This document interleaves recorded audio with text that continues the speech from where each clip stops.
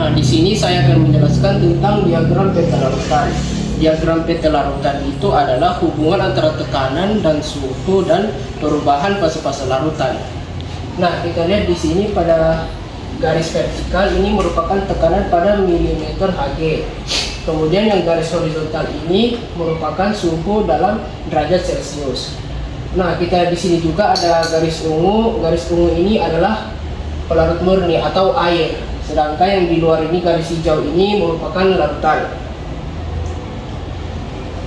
Nah, pada tekanan 760 mm Hg kita tarik garis, dia akan bertemu dengan larutan dan pelarut murni di sebelah kiri dan di sebelah kanan.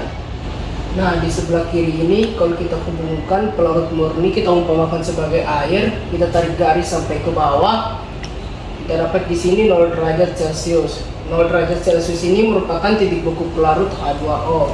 Sedangkan yang warna hijau ini merupakan titik beku larutan. Jika kita perhatikan di sini, titik beku pelarut lebih besar daripada titik beku larutan. Jadi mereka mengalami penurunan titik beku.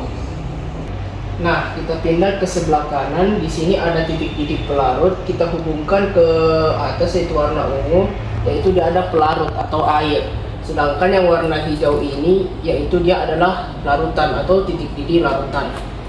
Nah, kita perhatikan di sini, titik didih larutan ternyata lebih tinggi daripada titik didih air. Jadi mereka mengalami kenaikan, namanya kenaikan titik didih. Nah, kita tarik garis ke atas. Ternyata larutan mempunyai tekanan lebih rendah daripada tekanan dari air. Nah, patokannya ini kita dari air. Air ini lebih tinggi, sedangkan larutan ini lebih rendah, sehingga terjadi penurunan tekanan uap.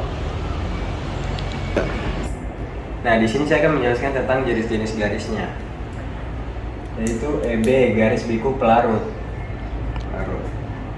EKB ini ada 3 fase, yaitu padat, cair, dan gas. Nah, untuk EKB itu perubahan dari cair ke padat. Nah, cair padat itu apa? Membeku. Oh, jadi EKB itu adalah garis biku untuk pelarut. Kok pelarut ya? Karena garisnya di dalam. Nah, kemudian FA atau garis biku pelarutan. Kenapa bisa disebut garis larutan? Karena dia berada di garis larutan. Nah, terus ada EC, garis didih pelarut.